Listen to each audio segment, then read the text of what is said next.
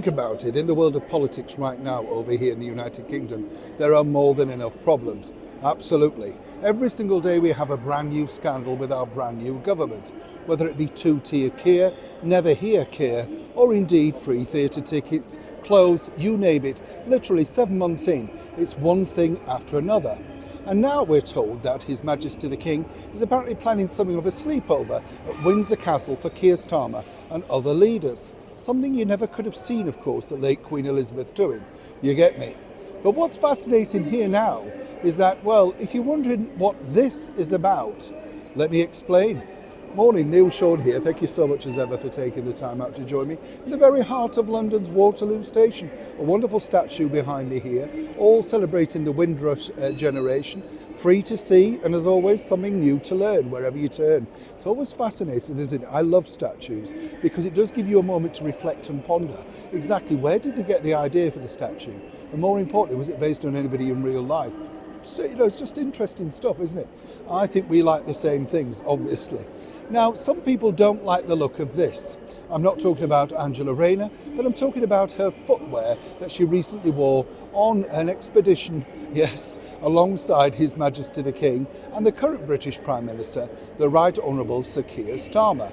Now, if you remember, on the day of the election, she turned up in this outlandish green outfit, parading up and down Downing Street, but apparently at the time she said she's always criticised for her clothes, her hair and makeup, and that is actually true. If you're a woman, you tend to get more critics.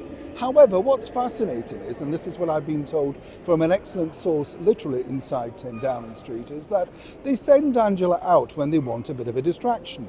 You see, if you remember recently, Angela appeared on numerous TV shows to talk about the housing crisis. Well, then there was a crisis, but then Angela decided there wasn't a crisis, and there were plenty of houses, but then there wasn't. You see, clearly Angela doesn't know what she's doing, but she's there because she's a fun distraction. In houses. On your own figures, we're also going to add to our population 2.5 million people over this same period. Are you content that more than 5 out of 7 new homes will go to immigrants?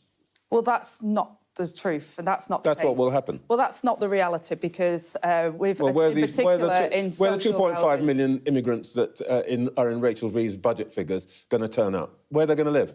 Well, there's plenty of housing in the UK, but the houses, especially social whoa, hang on. affordable You can't, homes on the one hand, say we've got to build this 1.5 million houses, and then say there's plenty of housing already.